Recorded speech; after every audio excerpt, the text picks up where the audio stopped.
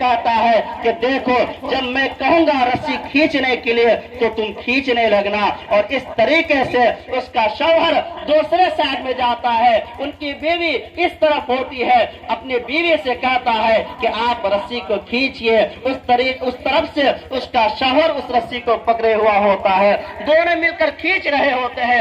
एक तरफ से बीवी खींच रही होती है, दूसरे तरफ से शौहर खींच रही होते हैं, शौहर खींच रहे होते हैं। खींचते खींचते आजिज आ जाते हैं, रस्सी नहीं खिंचा पाती है।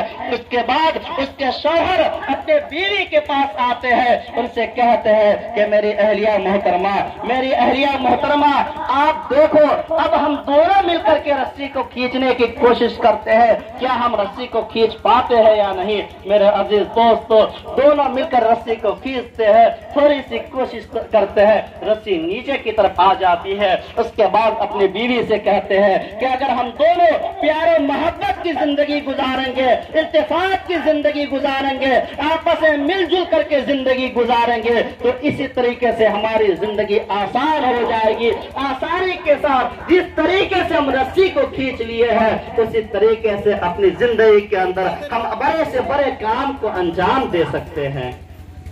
मेरे अजीज दोस्तों, मैं दुआ करता हूँ कल जो शादी है, कल जो निकाह है, अल्लाह तबारक व तआला इस निकाह के अंदर खूब खूब खैर और बरकत का नुज़ूल फरमाए।